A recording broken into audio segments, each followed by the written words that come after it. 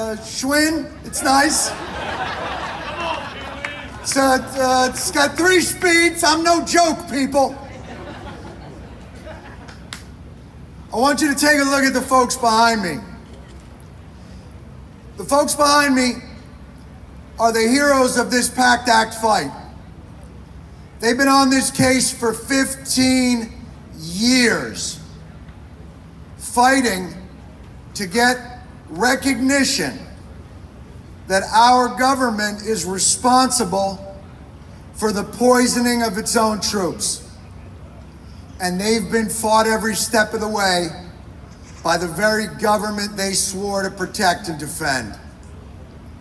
And it's got to change.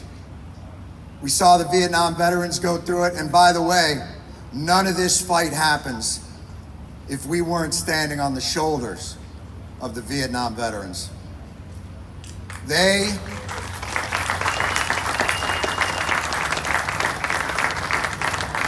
fight for Agent Orange exposure inspired all of this.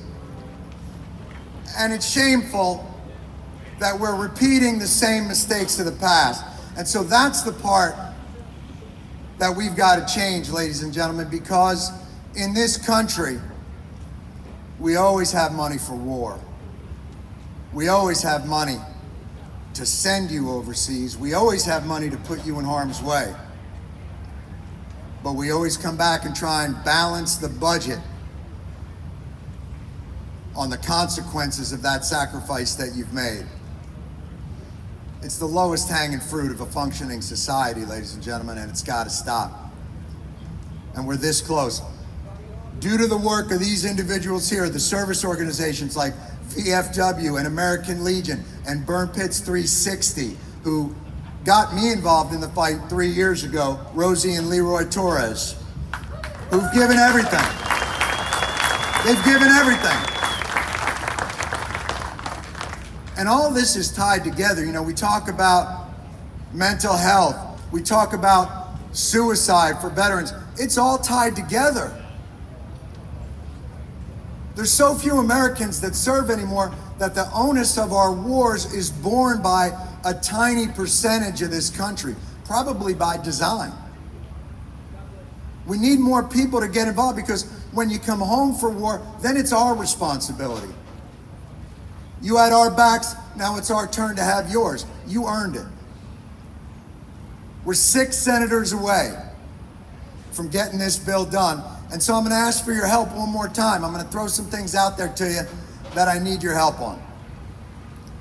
Because we still get arguments against this, against taking care of people. The arguments are this: oh, I don't know if the VA can handle it. We don't want to grant presumption for these illnesses that we know we caused, because I don't know if the VA can handle it. Think about that. You got cancer, and we don't want to cover it because that's going to create a longer line at the VA. So basically what they're saying is, since it's going to create a longer line, we're just not going to do shit. It doesn't make any sense.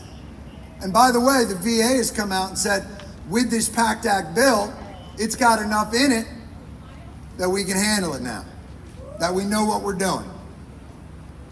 Second thing they say is, do we really know that this caused all these health problems? Well, that's an easy one to take care of.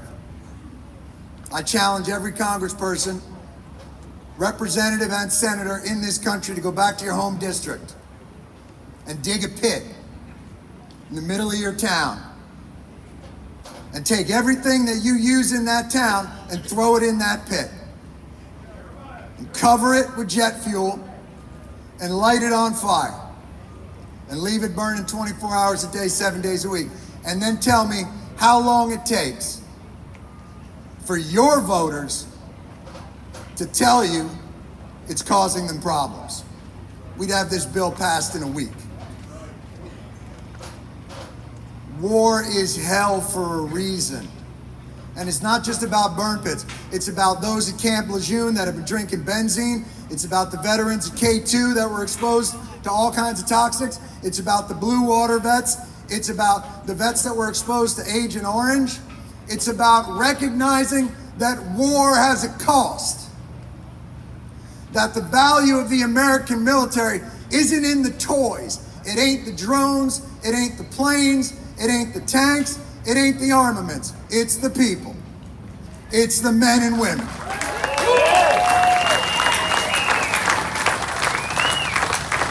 If a budget is a list of your priorities, then we've got to change our fucking priorities. And that brings us to the final piece of the puzzle. Money. They're not sure. It's kind of expensive. Turns out when you give 3.5 million people cancer, it can cost a little bit to clean it up. So the CBO has scored this thing at around $20 billion a year. Oh my God, that sounds crazy. Well, let me see if I can put that in perspective for you. This year, after ending 20 years of war, the Pentagon asked for $770 billion. $770 billion. And you know what the US government said to them? Let me top that off for you. Let me give you $30 billion more. And oh, wait, Ukraine's having a little issue? Let me throw them $40 billion. So please, do not tell me that you don't have the money to keep a promise that you made to the veterans who made a promise to us. We're not taking it. They're not taking it.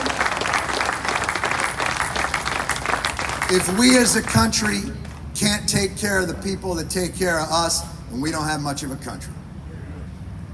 So it's got to change. So what I'm going to ask of you is simply this. I want you to make sure that you let your voices be heard.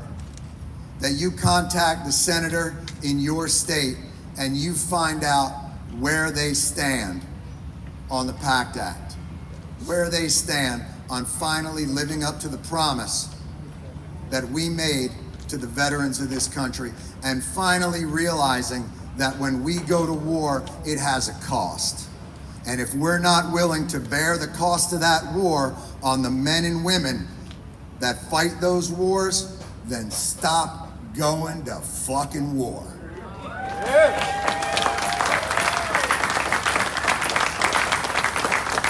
I want to thank all of these folks back here who have inspired me throughout all these years to keep fighting. Man, my job is the easiest. I get to come out, shake a couple of hands, curse a couple of times, get on my Schwinn, and pedal home.